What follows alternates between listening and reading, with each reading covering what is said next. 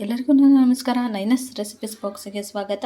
ಇವತ್ತಿನ ರೆಸಿಪಿ ಯುಗಾದಿ ಹಬ್ಬದ ವಿಶೇಷವಾಗಿ ಹಾಲು ಹೋಳಿಗೆ ಹೇಗೆ ಮಾಡೋದು ಅಂತ ತೋರಿಸ್ತಾ ಇದ್ದೀನಿ. ಎಲ್ಲರಿಗೂ ಯುಗಾದಿ ಹಬ್ಬದ ಹಾರ್ದಿಕ ಶುಭಾಶಯಗಳು. ಯಾವಾಗಲೂ ನೀವು ಒಬ್ಬಟ್ಟು ತಿಂದು ಹಾಗೆ ಕಾಯಿ ಹೋಳಿಗೆ ಬೇಳೆ ಒಬ್ಬಟ್ಟು ತಿಂದು ಬೇಜಾರಾದರೆ ಈ ಥರ ಒಂದು ಸಲ ಟ್ರೈ ಮಾಡಿ ನೋಡಿ. ತುಂಬ ರುಚಿಯಾಗಿರುತ್ತೆ, ತುಂಬಾ ಟೇಸ್ಟಿಯಾಗಿ ಸಹ ಇರುತ್ತೆ. ನಾನು ಸ್ಟಾರ್ಟ್ ಮಾಡೋಕ್ಕಿಂತ ಮುಂಚೆ ನನ್ನ ರೆಸಿಪಿ ನಿಮಗೆ ಇಷ್ಟ ಆದರೆ ಪ್ಲೀಸ್ ಲೈಕ್ ಮಾಡಿ, ಶೇರ್ ಮಾಡಿ, ಹಾಗೆ ಸಬ್ಸ್ಕ್ರೈಬ್ ಮಾಡಿ. ಸಬ್ಸ್ಕ್ರೈಬ್ ಮಾಡೋದ್ರಿಂದ ನಾನು ಹಾಕೋ ಹೊಸ ಹೊಸ ರೆಸಿಪಿನ ನೀವು ನೋಡ್ಬೋದು. ಬನ್ನಿ ಸ್ಟಾರ್ಟ್ ಮಾಡೋಣ. 1 ಬೌಲು ಗೋಧಿ ಹಿಟ್ಟು, 2 ಟೇಬಲ್ ಸ್ಪೂನು ಚಿರೋಟಿ ರವೆ, 1 ಚಿಟಿಕೆ ಉಪ್ಪು, 1 ಟೇಬಲ್ ಸ್ಪೂನು ತುಪ್ಪ,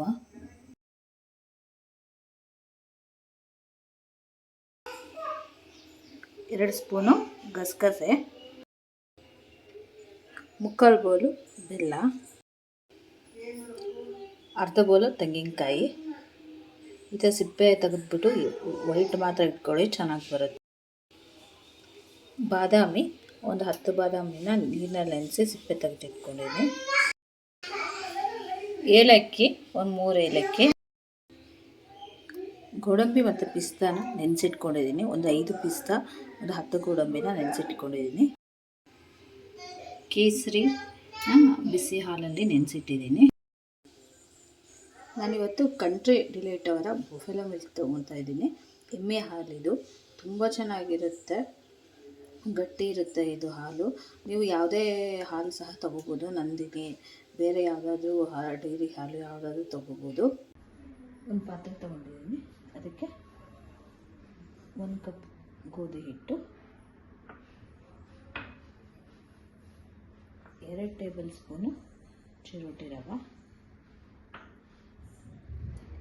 ಚಿಟಿಕೆಯಷ್ಟು ಉಪ್ಪು, ಹಾಗೆ 2 ಸ್ಪೂನು ತುಪ್ಪ. ಇದಿಷ್ಟು ಹಾಕಿ ಚೆನ್ನಾಗಿ ಮಿಕ್ಸ್ ಮಾಡಬೇಕು. ಈ ತುಪ್ಪ ಇದಕ್ಕೆ ಚೆನ್ನಾಗಿ ಹೊಂದ್ಕೋಬೇಕು. ಅಷ್ಟು ಚೆನ್ನಾಗಿ ನೀವು ಇದನ್ನು ಮಿಕ್ಸ್ ಮಾಡ್ಕೋಬೇಕು. ಮಿಕ್ಸ್ ಮಾಡಿಕೊಂಡು ಸ್ವಲ್ಪ ಸ್ವಲ್ಪನೇ ನೀರು ಹಾಕಿ ಕಲಿಸ್ಕೋಬೇಕು.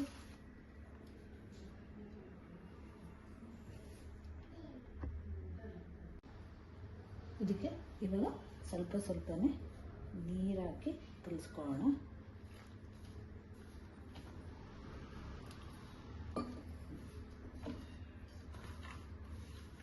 ಗಟ್ಟಿಯಾಗಿ ಕಲಿಸ್ಕೊಳಕ್ಕೆ ಹೋಗಬೇಡಿ, ಸ್ವಲ್ಪ ಮೆತ್ತಗೆ ಅಲ್ಲೇ, ಯಾಕಂದರೆ ರವೆ ಹಾಕಿರೋದ್ರಿಂದ ನೀರು ಹಿಡಿಯುತ್ತೆ. ಸ್ವಲ್ಪ ಈ ಥರ ಸ್ವಲ್ಪ ಸ್ವಲ್ಪನೇ ನೀರು ಹಾಕಿ ಚೆನ್ನಾಗಿ ಕಲಿಸ್ಕೊಳ್ಳಿ.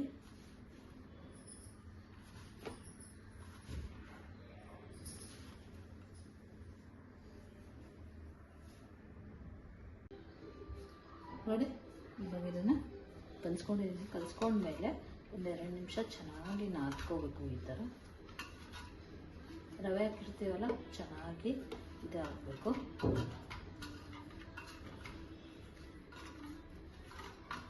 ನಾದ್ಕೊಂಡ್ಮೇಲೆ ನೋಡಿ ಈ ಹದಕ್ಕಿರಬೇಕು. ಇದನ್ನು ಒಂದು 15 ನಿಮಿಷ ನೆನೆಸ್ಬೇಕು. ಇವಾಗ ಮುಂಚೆ ಒಂದು 15 ನಿಮಿಷ ನೆನೆಕ್ಕೆ ಬಿಡ್ತೀನಿ.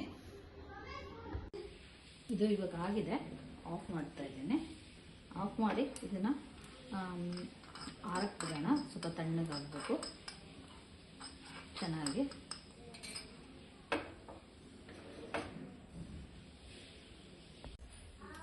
ಸೊ ಒಂದು ಕಡಾಯಿ ಇಟ್ಕೊಂಡಿದ್ದೀನಿ. ಇದಕ್ಕೆ ಗಸಗಸೆನ ಫ್ರೈ ಮಾಡ್ಕೋಬೇಕು.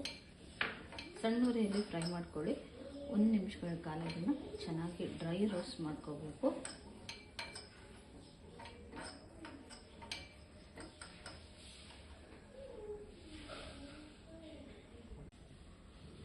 ಒಂದು ಮಿಕ್ಸಿ ಜಾರ್ ತಗೊಂಡಿದ್ದೀನಿ. ಅದಕ್ಕೆ ತೆಂಗಿನಕಾಯಿ,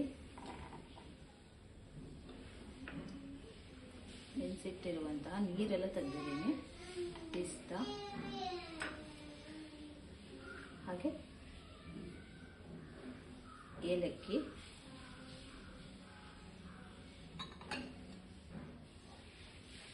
ಬಾದಾಮಿ,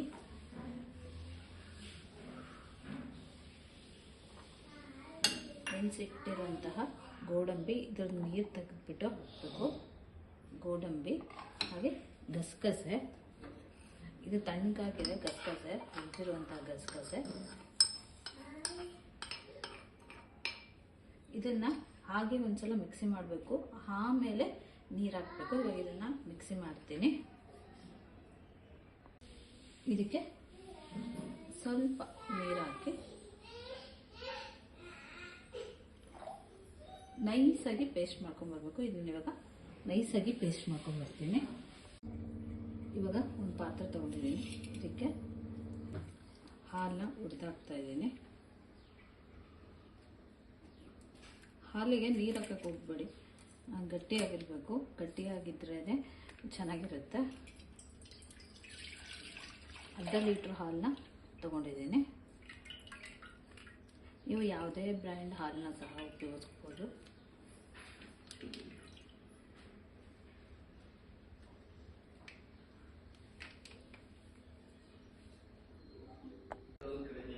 ಈ ಹಾಲಿಗೆ ಮಾಡಿಟ್ಟಿರುವಂತಹ ಪೇಸ್ಟ್ನ ಸೇರಿಸ್ಕೋಬೇಕು. ನೋಡಿ, ಇಷ್ಟು ನೈಸಾಗಿ ರುಬ್ಕೋಬೇಕು, ಇಷ್ಟು ನೈಸಾಗಿರಬೇಕು. ಇದನ್ನ ಇವಾಗ ಇದಕ್ಕೆ ಸೇರಿಸ್ಕೊಳ್ಳೋಣ.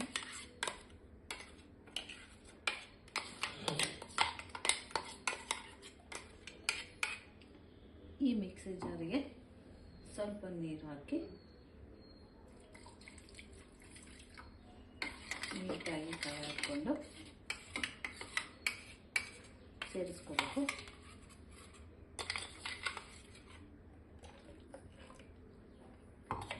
ಇವಾಗ ಇದನ್ನು ಕುದಿಸೋಣ.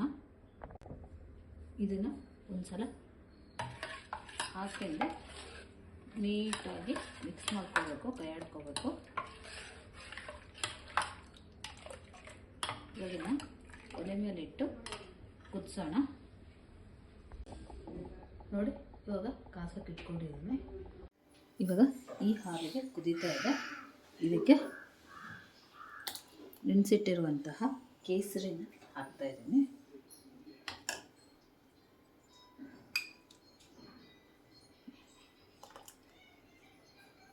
ಆಮೇಲೆ ಇದು ಹಾಕೋದ್ರಿಂದ ಒಳ್ಳೆ ಟೇಸ್ಟ್ ಸಹ ಬರುತ್ತೆ, ಒಂದು ಒಳ್ಳೆ ಕಲರ್ ಸಹ ಬರುತ್ತೆ. ನೀಟಾಗಿ ಮಿಕ್ಸ್ ಮಾಡಿ ಇನ್ನೊಂದು 5 ನಿಮಿಷ ಕುದಿಬೇಕು. ನೋಡಿ, ಇದು ಚೆನ್ನಾಗಿ ಕುದ್ದಿದೆ. ಇದಕ್ಕೆ ಬೆಲ್ಲ ಹಾಕ್ತಾ ಇದ್ದೀನಿ. ಬೆಲ್ಲ ಹಾಕಿ ಒಂದ್ಸಲ ನೀಟಾಗಿ ಮಿಕ್ಸ್ ಮಾಡ್ಕೊಳ್ಳಿ. ಇದನ್ನು ನಮಗೆ ಬೆಲ್ಲ ಕರಗಿದ್ರೆ ಸಾಕು.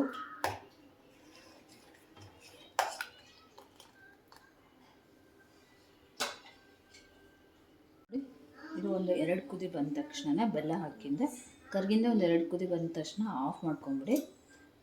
ಆಫ್ ಮಾಡ್ಕೊಂಡು ಒಂದು ತಟ್ಟೆ ಮುಚ್ಚಿಡಿ. ಈಗ ಪೂರಿ ಮಾಡೋಣ. ನೋಡಿ, ಈ ಹದಕ್ಕಿರಬೇಕು.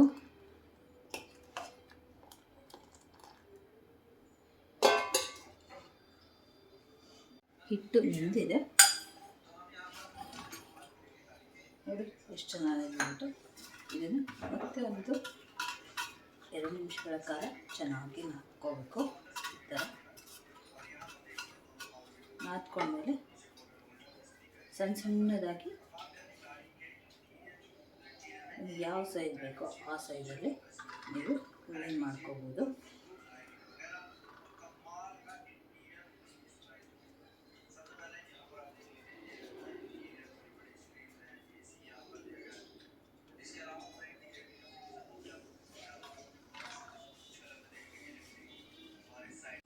ನೋಡಿ, ಇವಾಗ ಉಳ್ಳಿ ಮಾಡಿ ಇಟ್ಕೊಂಡಿದ್ದೀನಿ. ಈ ಸೈಜಲ್ಲಿ ಇದಕ್ಕೆ ಮೈದಾ ಹಿಟ್ಟನ್ನ ಇವಾಗ ಉಳ್ಳಿ ಮಾಡಿ ಇಟ್ಕೊಂಡಿದ್ದೀನಿ. ಅದಕ್ಕೆ ಸ್ವಲ್ಪ ಗೋಧಿ ಹಿಟ್ಟನ್ನ ಹಾಕ್ಬಿಟ್ಟು ಲಟ್ಟಿಸ್ಬೇಕು.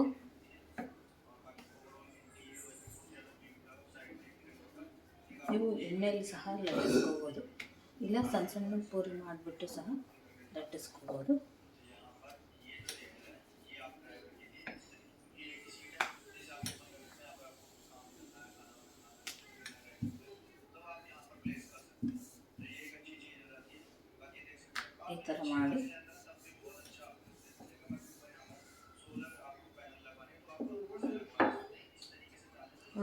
ಇಷ್ಟು ದಪ್ಪ ಇದೆ. ಇದಕ್ಕೆ ಒಂದು ಯಾವುದಾದ್ರೂ ಒಂದು ಇದನ್ನು ತೊಗೊಂಡ್ಬಿಟ್ಟು ಸಹಾಯದಿಂದ ಈ ಥರ ಪೂರಿ ಮಾಡ್ಕೊಂಬಿಡಿ.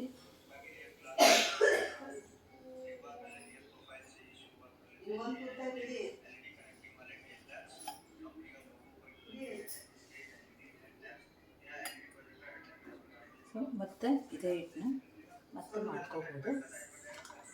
ಈ ಥರ ಮಾಡ್ಕೊಂಬಿಟ್ಟು ಸ್ವಲ್ಪ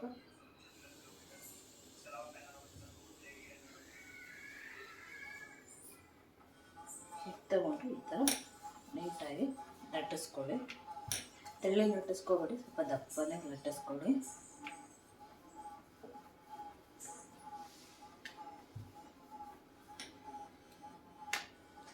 ನೋಡಿ, ದಪ್ಪ ಆದರೆ ಸಾಕು.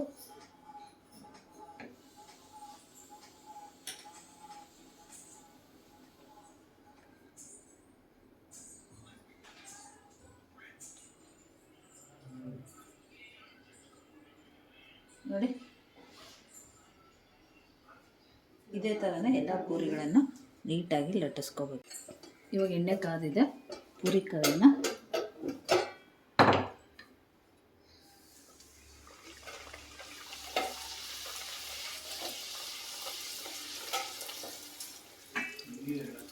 ನಿಮಗೆ ಮೆತ್ತಗೆ ಬೇಕು ಅಂದರೆ ಸ್ವಲ್ಪ ಬೇಗ ತಗೊಳ್ಳಿ, ಇಲ್ಲ ಅಂತ ಅಂದರೆ ನಿಮಗೆ ಸ್ವಲ್ಪ ಕ್ರಿಸ್ಪಿ ಬೇಕು ಅಂದರೆ ಸ್ವಲ್ಪ ಕೆಂಪುಗೆ ಆದಮೇಲೆ ತಗೊಳ್ಳಿ, ಚೆನ್ನಾಗಿದೆ.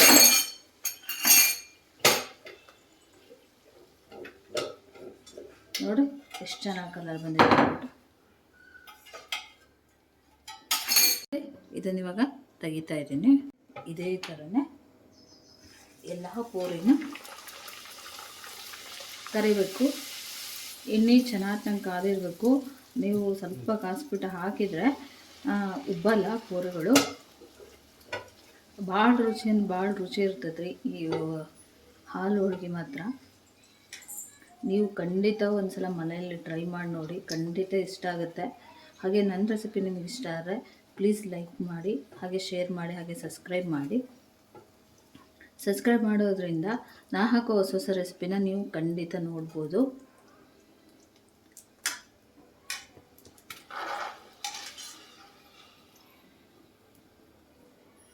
ಇದೇ ಥರ ಎಲ್ಲ ಪೂರಿಗಳನ್ನು ಕರ್ಕೋಬೇಕು.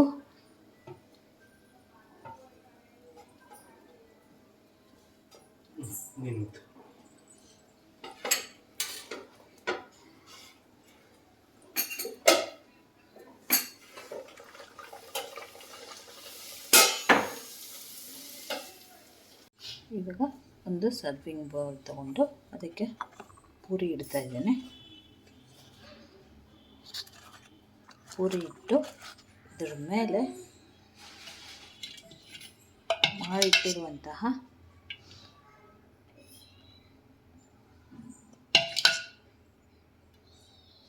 ಹಾಲನ್ನ ಹಾಕಬೇಕು.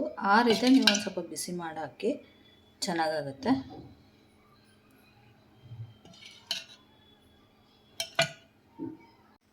ಸ್ವಲ್ಪ ಗಾರ್ನಿಷಿಗೆ ಪಿಸ್ತಾ,